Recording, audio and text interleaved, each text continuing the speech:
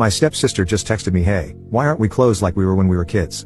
So I had to remind her of how badly we ripped each other apart with insults for our whole lives before I moved out. My mom passed away when I, 21 was 6, and my dad remarried when I was 9. The women he married had a daughter 1 year younger than me, so she was 8.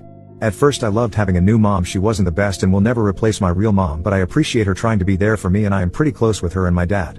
At first I loved having a sister and we got along great. I loved having a playmate during vacations and always having a play or two.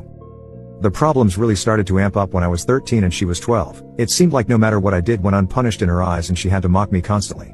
Being a hot-headed 13-year-old usually meant I'd retaliate, and we would have those long screaming matches till either of our parents told us to knock it off or they would send up to different parts of the house to cool off. I also started playing football in high school, and my problem was that I was constantly getting injured. In 8 years, 11 to 18, I broke my arm, pinky, wrist, got 2 concussions, tore my ACL, sprained my MCL and dislocated my shoulder.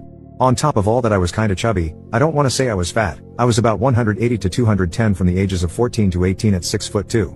She used to make fun of me for my injuries and my weight, which were very touchy subjects for me. Her favorite insult was, "You fat cripple loser." Or maybe, "If you lost some weight you wouldn't get injured so often." Back then those insults really pissed me off, but I kept trying to be the older brother and just told her to shut up, fight back or storm off.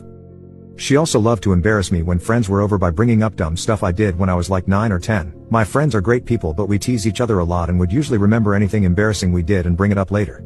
So whatever she said to them would always get back. I did talk with her if she could just shut up when I have my friends over, and she basically told me to F off and that it's her house too.